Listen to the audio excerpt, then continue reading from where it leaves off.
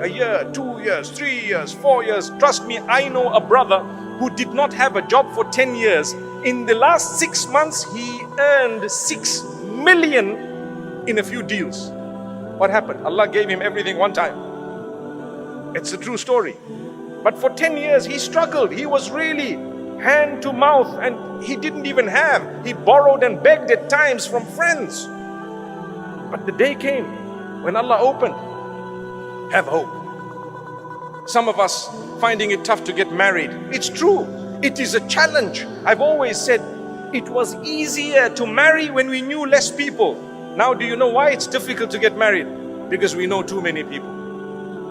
You might laugh at me, it's a fact. You know too many, your standards are up the roof. Go to paradise and you'll still be looking for that person. Where are they? Hey, they don't exist. It was all Photoshop, by the way.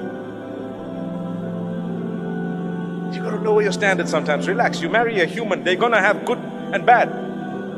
Our mufti earlier just said that, you know what? You marry someone, while the engagement period was there, they were only showing you the best side of them. Then you found out they were bald.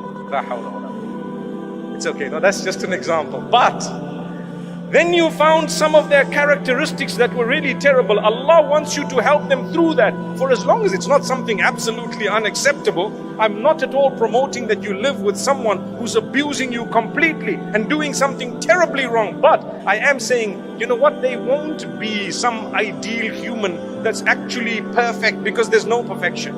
I have flaws, you have flaws, we all have flaws. So that's what will happen. You're finding it difficult to get married? There will come a day, on condition that you keep trying and you connect with Allah and you don't worry about how old you are. People say, so rude, so rude, so rude. You're past your sell-by date. I mean, do I look like a box of drink or something? You're past your sell-by date. How could you say that to someone? How dare you say that? You could have married early and perhaps your marriage may not have worked. And here is a person, they may not be married at the age of 40, but they're going to marry someone such that they will never regret the long wait. They will forget that we waited so long. Don't worry, that heart, Allah will not break it beyond a certain point. You have to be strong. You have to believe. You have to have faith. You have to have conviction that Allah is going to solve my problem. He brought me on earth. If Allah Almighty feeds and caters for the ant that I cannot see, do you really think He's going to miss you and I? He missed me, but He got the ant under my feet. It's impossible. He has your back.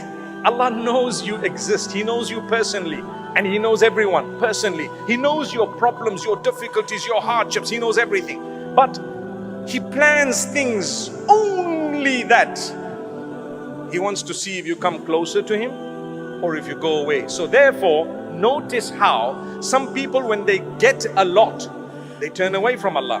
And others, when they get a lot, they turn towards Allah.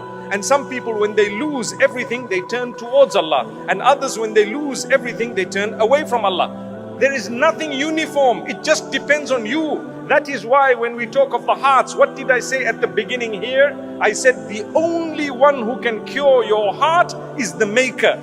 Allahumma ya muqallibal qulub, thabbit qulubana ala dinik. Oh Allah, who turns the hearts, turn our hearts towards your obedience and towards what pleases you, towards the faith that you've chosen.